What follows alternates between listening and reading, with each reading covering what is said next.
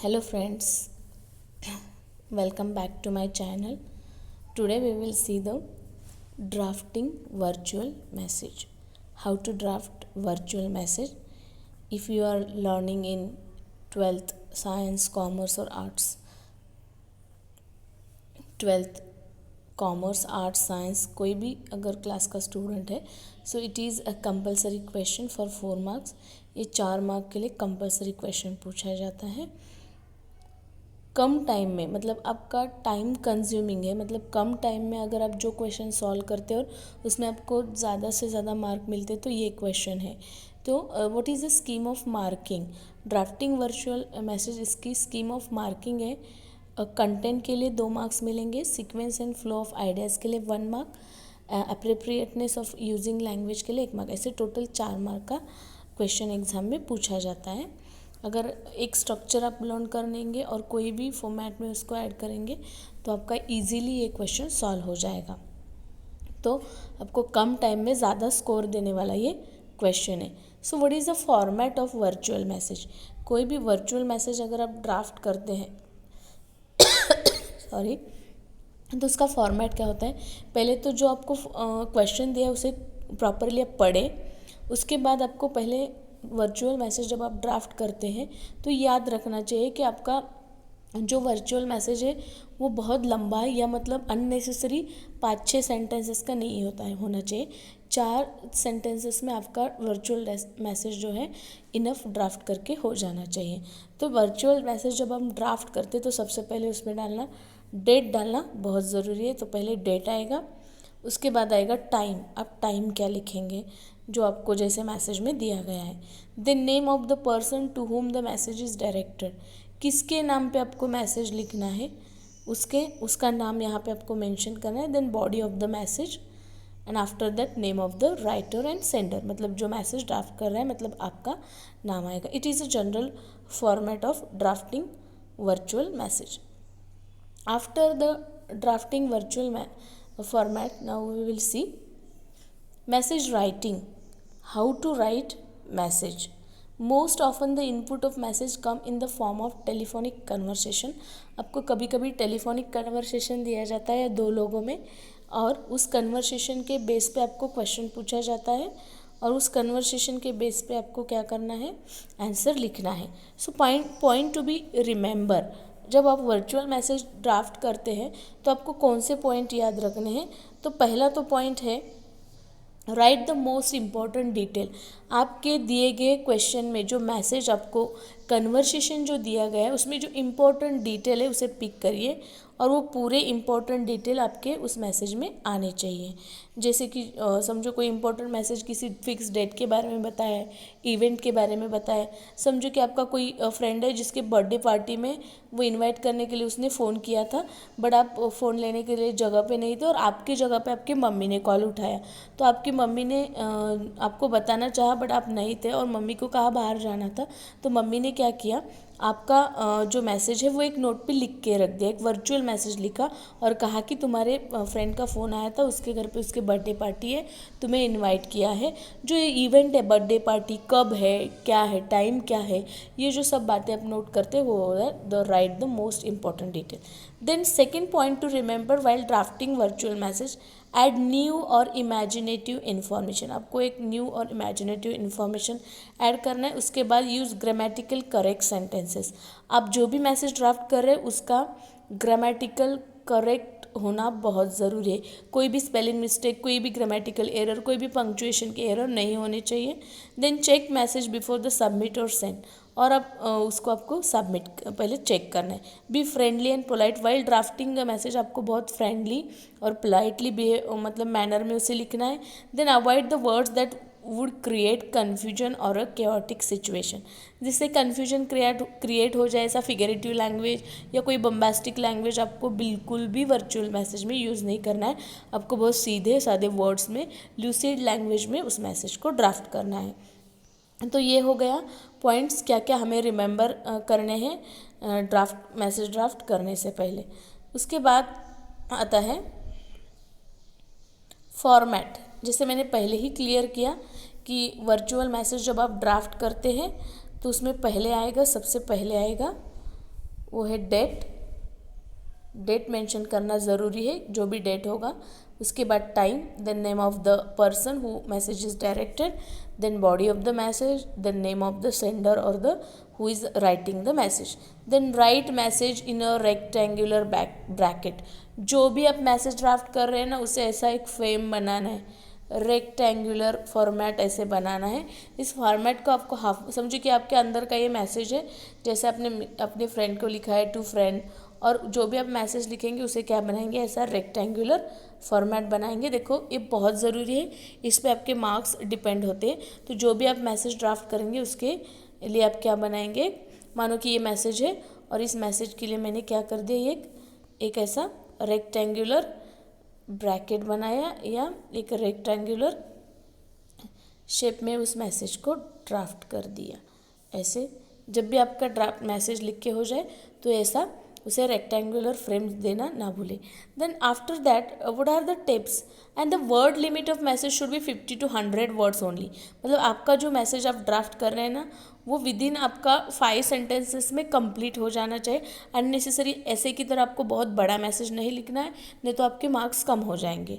So tips to remember, make sure to use the language that is suitable to the reader को easily पढ़ने है, ऐसी simple English में आपको वो मैसेज ड्राफ्ट करना है। उसके बाद कीप द वर्ड लिमिट, आपको वर्ड लिमिट की मतलब लिमिट रखना है, अननेसेसरी आपको बहुत ज़्यादा वर्ड्स नहीं यूज़ करने हैं। उसके बाद message should be short and to the point, आपका मैसेज शॉर्ट और टू द पॉइंट होना चाहिए।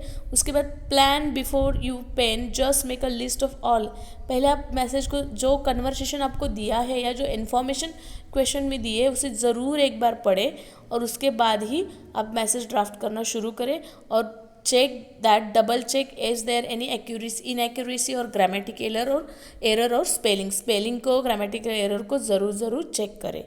After that there is one example. Okay, now finally we find out how to solve the virtual message। एक message की आपको यहाँ पे क्या दिया गया है, एक फॉर्मेट दिया गया है जिसे आपको क्या करना है, सॉल्व करना है। तो पहले हम एग्जाम्पल देख लेते हैं। You are a Gopal, receptionist in the office of company manufacturing garment. एक गारमेंट मैन्युफैक्चरिंग कंपनी है, एक कपड़े की कंपनी है। उसमें आपको क्या करना, आप क्या है उसमें, समझो कि आप क्या है, एक ऑफिसर हैं, आप एक रिसेप्शनिस्ट है और आपका नाम गोपाल है। अभी इम्पोर्टेंट इन्फॉर्मेशन क्या है, एक तो गोपाल है, गोपाल रिसेप्शनिस्ट है, ओके। उसके बाद रिसेप्शनिस्ट है एक मैन्युफैक्चरिंग गारमेंट कंपनी में। A sales manager mister Deshmukh है वहाँ पे, visited and handed over the sales report to be submitted to the general manager who was busy attending a meeting. तो वहाँ पे मिस्टर देशमुख आते हैं, सेल्स मैनेजर हैं, वो विजिट करते हैं, handed over the sales report, और वो क्या करते हैं, सेल्स रिपोर्ट हैंड ओवर करते हैं जनरल मैनेजर, क्योंकि जनरल मैनेजर अभी मीटिंग में बिजी है तो वो क्या करेंगे, मैनेजर को मिल नहीं पाएंगे, तो अपना जो सेल्स रिपोर्ट है वो किसके हाथ में देके जाएंगे, गोपाल के हाथ में जाएंगे। तो दोनों में कन्वर्सेशन होता है। मिस्टर गोपाल से, hello, I am here to submit the available sales report. What the Mr. Deshmukh said, hello, I am here to submit available sales report to the general manager। मैं यहाँ आया हूँ क्योंकि मुझे क्या सबमिट करने हैं, सेल्स रिपोर्ट सबमिट करने हैं। किसे सबमिट करने हैं, जनरल मैनेजर को। Gopal said, I am sorry but the general manager is in the meeting। मुझे माफ़ कीजिए क्योंकि जनरल मैनेजर जो आपको अभी मिल नहीं सकते, वो एक इम्पॉर्टेंट मीटिंग में। Can you leave a message for him along with the report, क्या आप उनके लिए मैसेज यहाँ छोड़ सकते हैं रिपोर्ट्स के साथ। देन मिस्टर देशमुख क्या कहते हैं, sorry I have to leave immediately to collect the other report. Sorry, मुझे माफ़ करें, मुझे और दूसरे रिपोर्ट कलेक्ट करने इमीडिएटली जाना है। Please inform the general manager that I had to leave immediately and I will see him in the evening at 5:30 PM with other reports, thank you. तो मिस्टर देशमुख क्या बोलते हैं, सेल्स रिपोर्ट तो मैं यहाँ पे नहीं छोड़ सकता, बट उन्हें एक मैसेज दे दो कि मुझे जल्दी जाना था, इसीलिए मुझे जल्दी जाना पड़ा, पर मैं आपको इवनिंग को, मतलब उस सेल्स मैनेजर को मैं 5:30 बजे मिलूँगा, और ये जो है और बाकी के रिपोर्ट जब तक मैं कलेक्ट करके लाता हूँ। और इतना मैसेज आप क्या कीजिए, जनरल मैनेजर को दीजिए। ऐसा कौन कहते हैं? मिस्टर देशमुख कहते हैं गोपाल को। So as a Gopal is a receptionist, so he have to now tell the draft a virtual message to the general manager. Okay, now here is a example of drafting message. Now what is how the here listen. As a receptionist draft a virtual message for your general manager. अब as a receptionist हम क्या कर रहे हैं?